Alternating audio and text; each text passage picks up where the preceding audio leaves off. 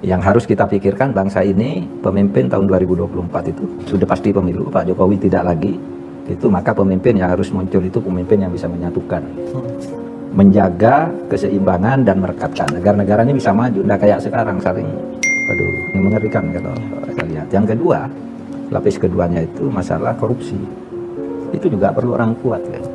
Ini korupsinya kan udah tidak terkendali. Dan mau nyalahkan di mana? Wong di setiap sektor pengadilannya begitu, parlemennya begitu, di birokrasi pemerintahnya begitu, pengusahanya begitu, semua bekerja dengan cara-cara itu. Nah ini juga memang kemudian saya berpikir kayaknya memang perlu satu terobosan. Kalau teori klasik sih, kalau negara sudah begitu, kalau di Amerika Latin itu biasanya muncul kudeta, ya kan? Kalau di Amerika Latin kan selalu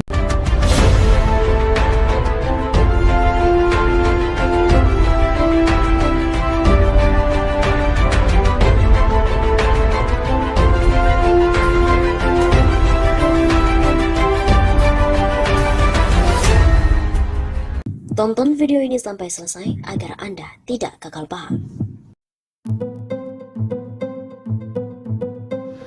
Pak Jokowi, berhentilah untuk membodohi rakyat sendiri. Bisakah kita berhenti untuk membodohi warga sendiri dengan membandingkan harga BBM luar negeri dengan yang ada di dalam negeri dalam skala USD, kemudian dirupiahkan terus dibilang BBM kita murah? Kenapa? Yang pertama, itu hanya mengkonfirmasi nilai tukar rupiah kita sedang dengan negara-negara tersebut adalah anjlok. Yang kedua, harga BBM di sana segitu dibanding pendapatan rata-rata di sana berapa perbandingannya. Itu baru fair, meski sebetulnya pasti banyak faktor lain yang harus diperhitungkan. Contoh, Singapura, pendapatan per kapita per tahun 70.000 USD, atau jika dirupiahkan 980 juta rupiah per 12 bulan, atau sama dengan 80 juta rupiah sebulannya. Kurang lebih seperti itu. Dengan harga BBM seliter 32.000 rupiah. Jadi pendapatan rata-rata sebulan di sana, sebulan bisa buat beli BBM maksimal kurang lebih 2.500 liter. Kemudian di Jerman, pendapatan per kapita setahun 50.000 US dollar, bensin seliter 34.000 rupiah. Jadi pendapatan rata-rata sebulan di sana, sebulan bisa buat beli BBM kurang lebih 2.000 liter. Sementara Indonesia, pendapatan per kapita 4.391 US dollar setahun, dengan harga BBM seliter 7.650 rupiah. Artinya, pendapatan rata-rata sebulan penduduk Indonesia hanya bisa beli BBM 700 liter. Jelas kan? Mana yang jauh lebih bagus rasio pendapatan dengan harga BBM? Mungkin ada yang bilang, analisa lu dangkal, cuma ambil pendapatan per kapita langsung dibandingkan dengan harga bensin seliter. Gak bisa gitulah. Ya memang ini masih analisa yang belum komprehensif.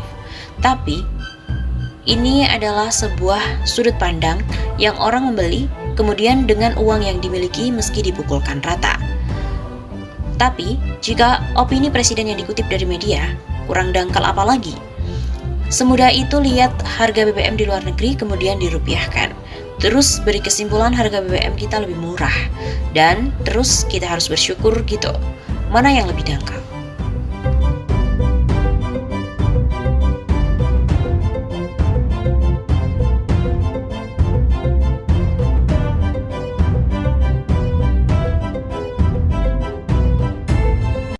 Setiap pemerintah mengusulkan kenaikan BBM selalu ditolak oleh kalangan DPR. Sejumlah fraksi bahkan sejak awal tidak pernah setuju kalau saya menaikkan harga BBM. Alasannya kami menolak usulan pemerintah karena kalau BBM dinaikkan, inflasi naik, kemiskinan membengkak. Nah, justru sekarang mengapa tiba-tiba kami dipaksa menaikkan harga BBM? Tidakkah meningkatkan kemiskinan? Tidakkah membebani masyarakat kita? Oleh karena itu saya punya pandangan yang berbeda. Kalau harus saya naikkan lagi BBM tahun ini.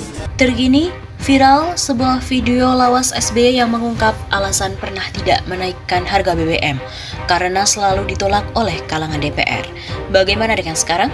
Sebuah cuplikan video lama yang memperlihatkan Presiden RI ke-6 SBY mengungkap alasan pernah tidak menaikkan harga BBM menjadi viral di media sosial.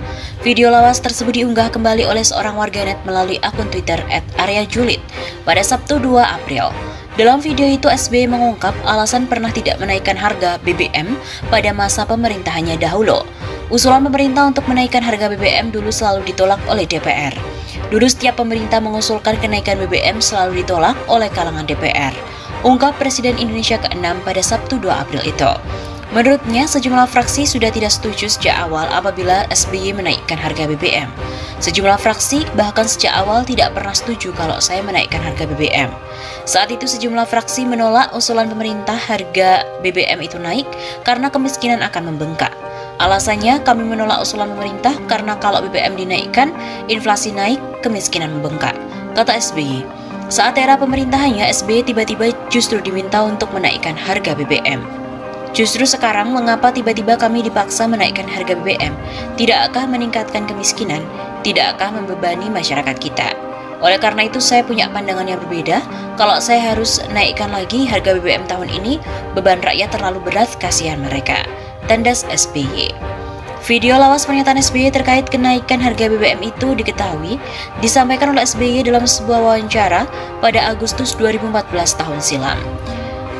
Cuplikan video lawas SBY yang membahas alasan pernah tidak menaikkan harga BBM itu lantas menuai beragam respon.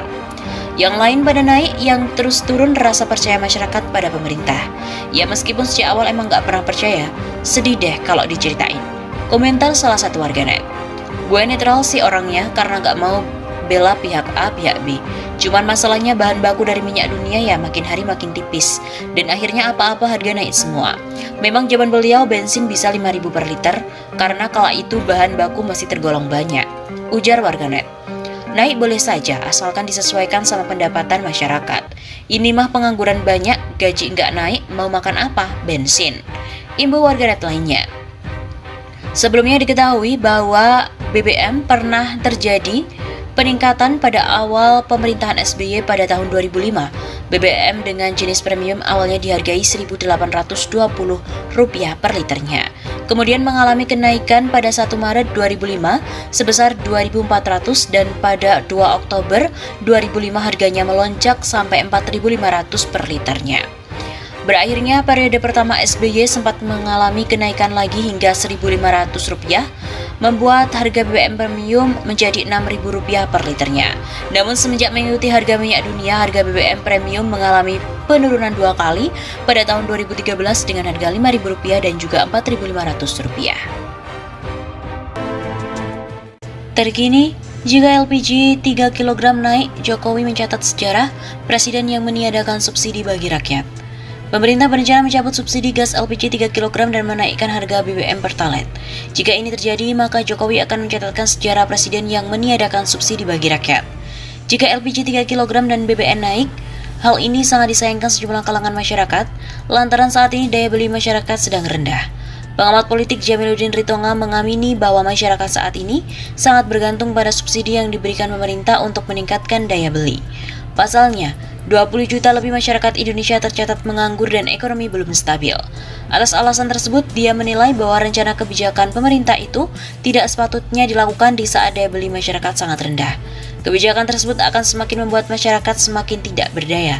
Akibatnya, tingkat kemiskinan akan semakin bertambah.